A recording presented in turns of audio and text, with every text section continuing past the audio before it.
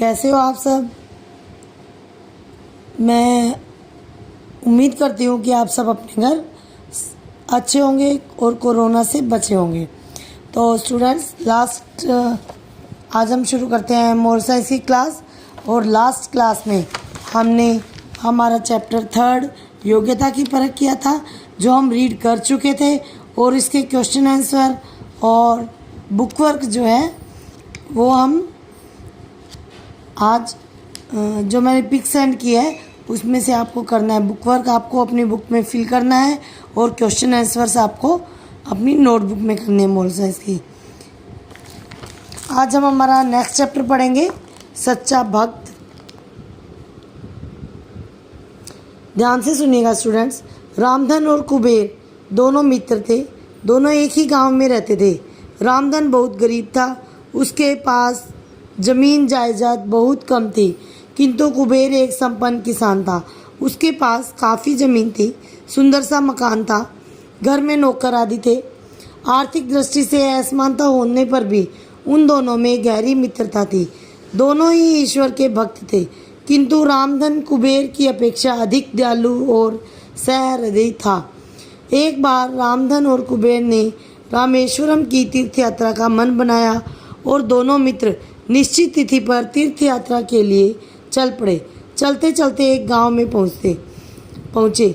यहाँ पहुँचते पहुँचते शाम हो गई थी।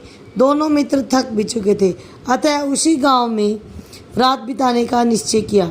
वे एक झोंपड़ी में की ओर गए। रामधन झोंपड़ी के अंदर गया।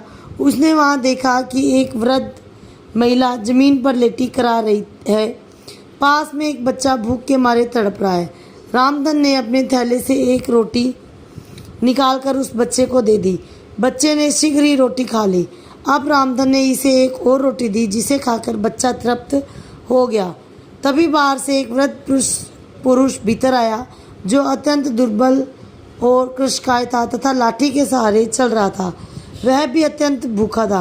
रामधन ने उसे भी एक रोटी खाने को दे दी। उसने आंखों से रामधन के प्रति कृतज्ञता व्यक्त की। कुबेर झोपड़ी के बाहर रामधन के आने की प्रतीक्षा कर रहा था। वह अंदर गया तो रामधन बोला, मित्र, आज हमें यहीं विश्राम करना पड़ेगा, आगे कल चला जाएगा। कुबेर ने वहाँ की स्थिति देखी और बोला, मित्र रामधन, तुम यहाँ रुको, मैं किसी अन्य घर में रुक जाऊँगा और सुबह फिर आऊँगा। रामधन रात भर उस वृद्ध बीमार महिला की सेवा में लगा रहा।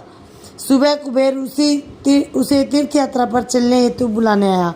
वह कुबेर से बोला, मित्र, इस झोंपड़ी में रहने वाले लोग बहुत कष्ट में हैं। हम इन्हें इस हालत में छोड़कर नहीं जा सकते। मेरा मन यहीं लगा रहेगा। लगता है इस बार मुझे रामेश्वर की तीर्थ यात्रा का सुख नहीं मिलेगा। तुम जाओ, तुम्हारी यात्रा मंगलमय हो। कुबेर तुरंत आगे की यात्रा पर निकल पड़ा। विचार करता रहा कि रामधन कैसा विचित्र प्राणी है कि घर से तीर्थ यात्रा हेतु आया और रह गया उस झोंपड़ी में। रामधन कई दिनों तक झोंपड़ी में रहने वाले लोगों की सेवा में व्यस्त रहा। वह उनके लिए दवाइयाँ लाया तथा खाने पीने का सामान जुटाया।